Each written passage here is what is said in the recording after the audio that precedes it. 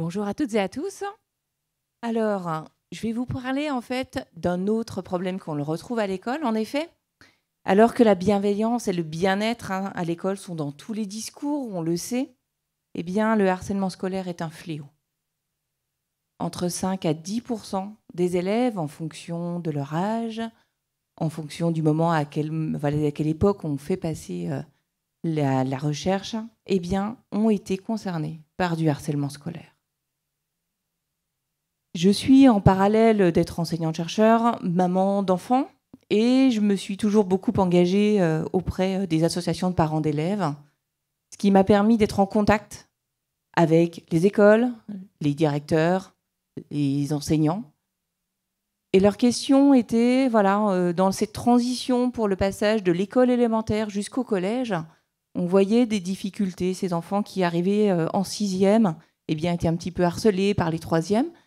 Alors, des choses ont été mises en place justement sur cette transition entre l'école et le collège, avec des ateliers entre les CM2 et les 4e. Et les enseignants se posaient la question, mais est-ce que ça fonctionne vraiment ? Ainsi, notre projet, qui est donc le projet HELP, donc le harcèlement à l'école, la littérature jeunesse pour en parler, a pour objectif de venir examiner s'il n'y a pas d'autres possibilités, de choses à mettre en place. Le harcèlement, qu'est-ce que c'est ? Le harcèlement, qui est puni par la loi, renvoie à la répétition de conduites agressives d'un ou de plusieurs élèves à l'encontre d'une ou de plusieurs victimes. Et ceci de manière intentionnelle. Et je réitère, c'est vraiment ce côté intentionnel que les enfants oublient souvent. Et de façon régulière et répétée dans le temps. Ce n'est pas juste sur la journée, ça se répète tous les jours, plusieurs mois.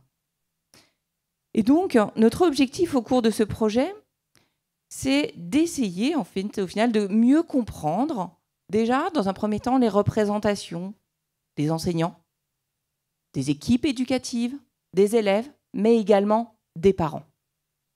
Pour ce faire, on a débuté par des entretiens auprès des enseignants. Les enseignants, avec l'éducation, le ministère de l'Éducation nationale a mis en place un programme, le programme phare, qui est donc le programme de lutte contre le harcèlement à l'école. Certains ont été formés sur ce que c'était que le harcèlement. Et on voit déjà, dès à présent, un effet. En effet, les enseignants qui ont été formés ont une meilleure représentation de ce que c'est que le harcèlement et donc savent mieux intervenir, comprennent ce qui se passe, savent mettre en place des choses, en comparaison de ceux qui n'en ont pas. Sauf qu'au collège, nous avons également des conseillers principaux d'éducation, nous avons également des AED, donc des assistants d'éducation, qui, eux, ne sont pas nécessairement formés. Et donc, on voit la nécessité de former tout l'ensemble de la communauté éducative pour mieux comprendre, puisque si on comprend mieux, si on sait mieux détecter, eh bien, ça sera plus simple de mettre en place des choses. En ce qui concerne les parents, nous avons créé un questionnaire en ligne qui permet en final de mieux comprendre leur représentation. Les enseignants disent toujours « mais oui, mais les parents, ils ne comprennent pas. Leurs enfants, ils sont toujours victimes, ils ne sont jamais des harceleurs. » Sauf qu'il y a des harceleurs, s'il y a des victimes, il y a forcément des gens qui sont effectivement harceleurs. Et ça, c'est intéressant de savoir quelles sont également les représentations des parents. Une fois qu'on aura récolté l'ensemble des représentations des parents, eh bien, nous pourrons leur faire une restitution pour mieux leur indiquer, ça c'est du harcèlement, ça c'est juste une intimidation. Après, une intimidation peut entraîner du harcèlement, mais c'est un petit peu cette idée. Et nous avons souhaité également, avec Lise Lemoine, donc partir sur la littérature jeunesse comme un outil supplémentaire.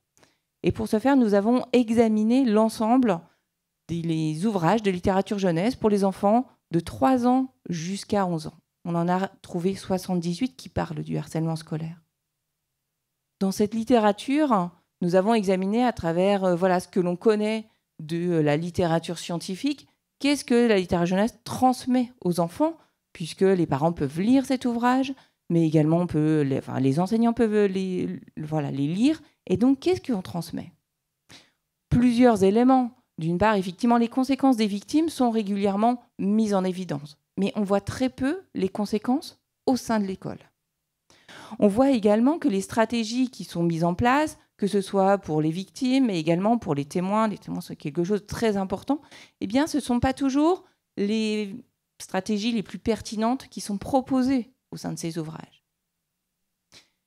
Ainsi, nous avons sélectionné un ouvrage, plus précisément 2 ouvrages, pour les enfants les plus jeunes, pour les enfants du CP jusqu'au CE2, puis après pour les enfants du CM1 jusqu'à la 6e, pour voir au final si, en proposant cet ouvrage aux enfants autour d'un atelier au sein de la classe, pour voir s'il pouvait y avoir une modification des représentations. Ainsi, au tout départ, on évalue les représentations des enfants. Qu'est-ce que pour vous que le harcèlement ?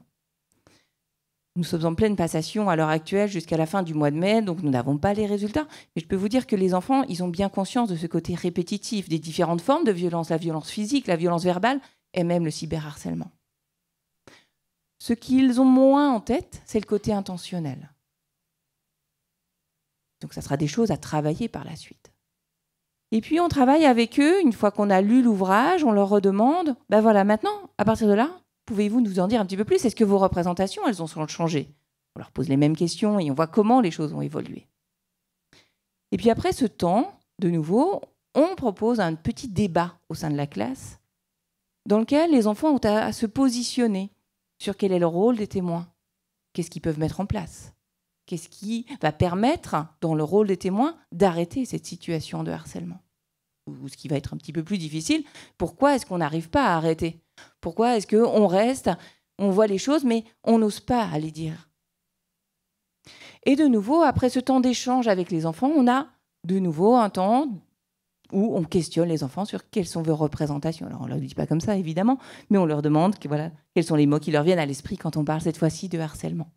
On voit une évolution, c'est-à-dire que si au départ, parfois certains enfants n'ont pas du tout d'idées, eh bien progressivement, ils vont même avoir des idées de solutions au final pour arrêter le harcèlement. Notre objectif, au final, pour terminer sur ce projet, c'est de trouver des idées supplémentaires pour enrayer ce fléau de harcèlement scolaire qui viennent en plus donner des billes aux équipes éducatives, mais également aux parents, et donc à mettre en place au sein de l'école, en plus de ce programme phare. Voilà, je vous remercie.